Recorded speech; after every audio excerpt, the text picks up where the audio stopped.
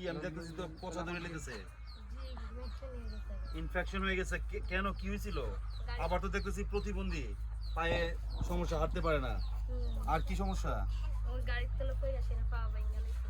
সম্মানিত ভিউয়ার্স, আসসালামু আলাইকুম। আমরা চলে আসছি গভর্নমেন্ট কোয়ার্টার, আপনার উচ্চগ্রাম যে বলে সরকারি বাড়িগুলোতে, যাদের কোনো দুমুঠো খাবার এবং অন্য বস্ত্র বাসস্থান নেই, তাদেরকে দেওয়া হয়েছে এই ছোট ছোট কুড়ের ঘরগুলো।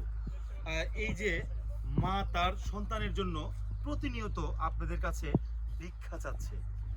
দু একটা টাকা যদি আপনারা ওর বিকাশ নাম্বারে দেন তাহলে সে খেতে পারবে। তারপর দেখেন তার পায়ের অবস্থাটা, দেখেন পাটা একদম বিকলাঙ্গ, সে দাঁড়াতে পারে না, আপনারা ইতিমধ্যে দেখতে পাচ্ছেন।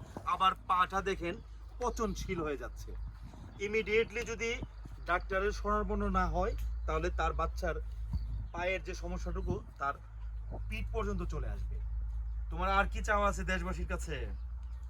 সবাই যেমন আমার বাচ্চারা সাহায্য করে, শুধু কথা একটাই, সবাই মিলে আমরা মানব সভ্যতায়, মানবতার ধার প্রান্তে, মানুষ মানুষের জন্য দশে মিলে করি কাজ, হারি জিতি নাহিলাজ, এই প্রসঙ্গ নিয়ে এই মায়ের চিৎকার কান্নায় বিকাশ নাম্বার দিব। দয়া করে সবাই সাহায্য করবেন। ধন্যবাদ সবাইকে।